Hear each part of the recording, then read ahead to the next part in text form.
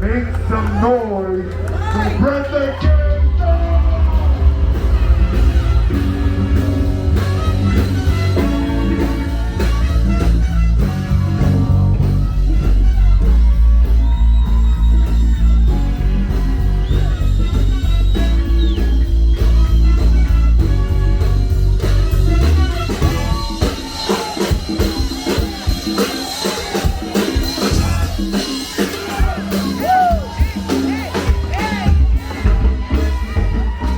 Actually my very first show back since the whole pandemic.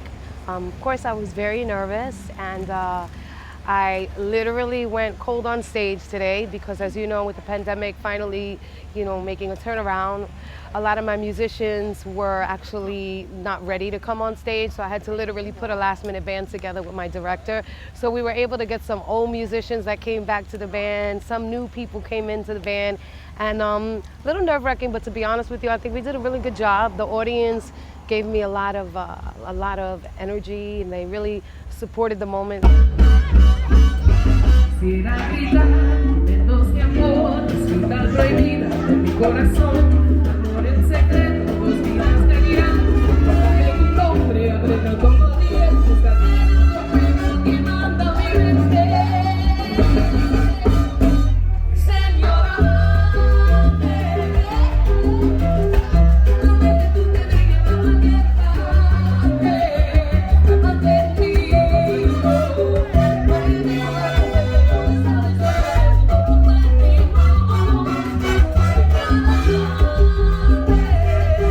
Fell full circle because I saw, that this is where I came from, and everybody came with their kids, and it just goes to show it doesn't matter where you come from, that we could all achieve our ultimate goals. There was actually a young boy in the front of the audience today, and he was dancing, and I just saw in his eyes that he had such star potential, and he really wanted to get on the stage, and I felt it was very important to bring him up and have him dance and, just show the world and the audience what he's got. And for me, I just felt like it was a moment for this young man, and it just feels good because when you show a little boy like this that one day his dreams can come true, and bringing him on stage, he just got to see what it is to feel the love of the audience. So yeah, I always wanted to do this. I knew this was what I was meant to do. So coming to Orchard Beach and knowing as a young girl I used to come to Orchard Beach and hang out after 10/18s, break night, and be on the beach, hang out with my friends. So I think, it just goes to show it doesn't matter where you come from. If you pursue your goals and you stay optimistic opposed to being pessimistic, that things can come to reality and full circle. And, here I am today.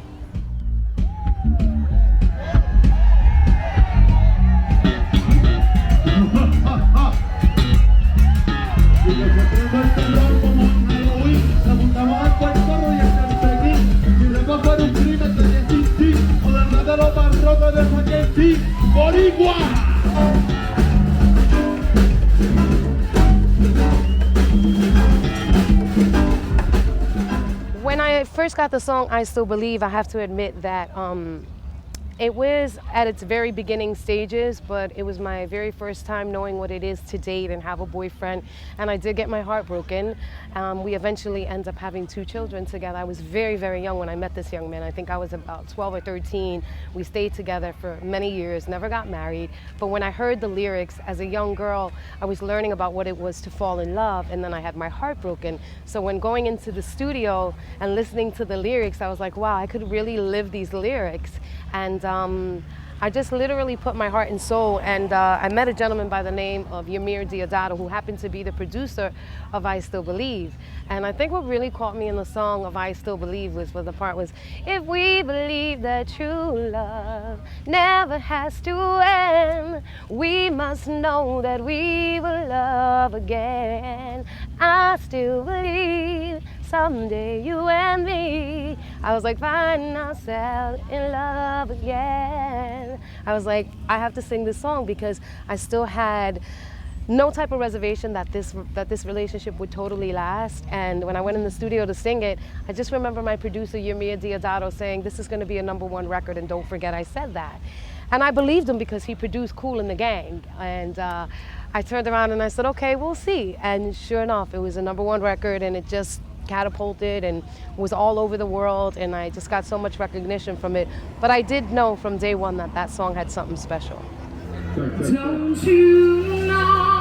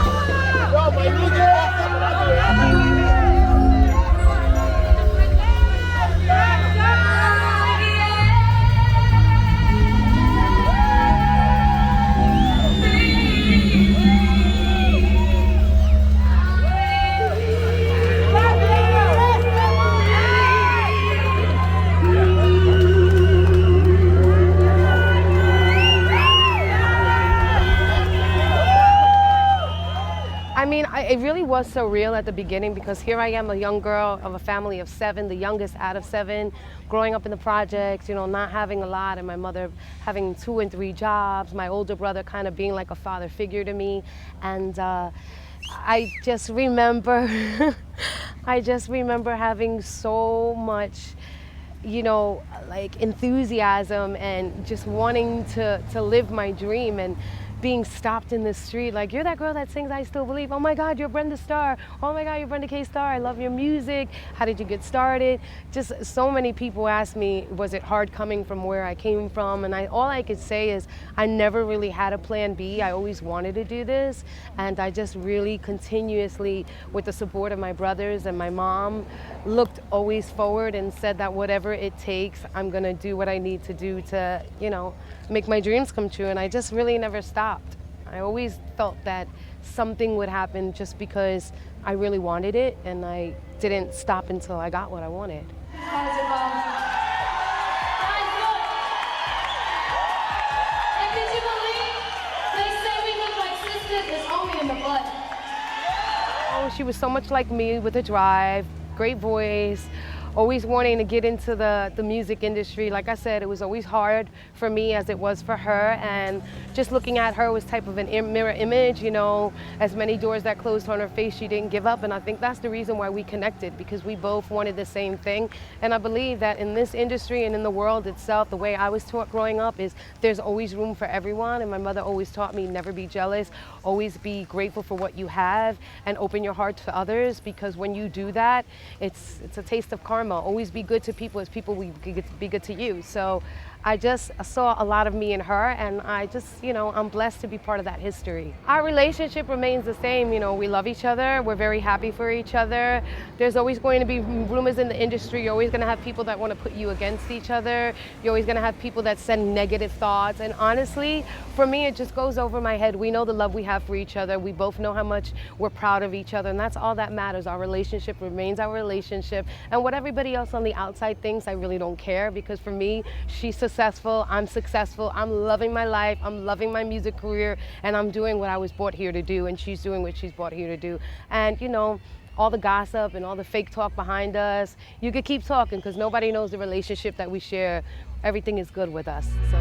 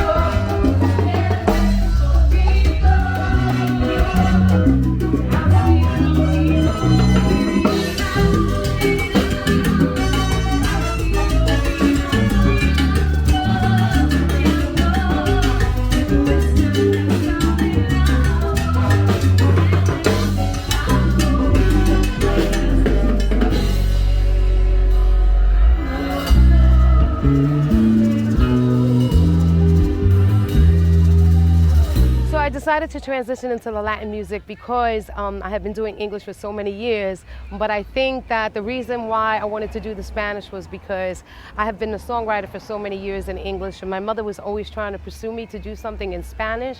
But when I went to Paris to Midam for a convention for music, I was offered a Latin deal without knowing Spanish, you know, as a primary language. I mean, I knew Spanglish. Growing up in New York City in the projects, we always spoke in English, and, you know, literally here and there we would do a little bit of Spanglish. So when I was offered the deal, I didn't have the language wholeheartedly down packed. I knew how to understand it, but speaking it was a little bit more of a it kind of was a little bit more harder for me, but to be honest with you, my mom was so supportive. I started getting tutored in Spanish. I started watching Noticia. I started writing the words in phonetic spelling. I went into the studio singing Herida on the whole album, Te Sigo Esperando, without knowing Spanish 100%. So I stood up every single night studying the songs in English, translating them in Spanish. I would write them in phonetic spelling, and then I would learn how to pronounce them. So with that being said, I taught myself how to speak in Spanish and understand and write in Spanish.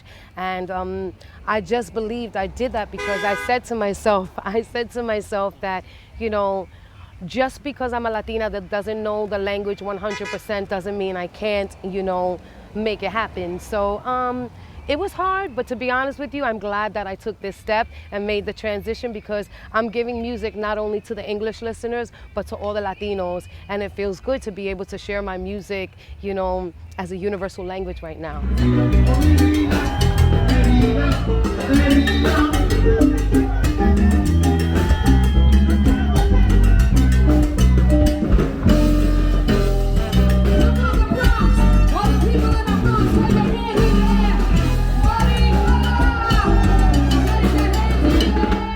I'm proud of what I did, and I'll continue to sing in Spanish.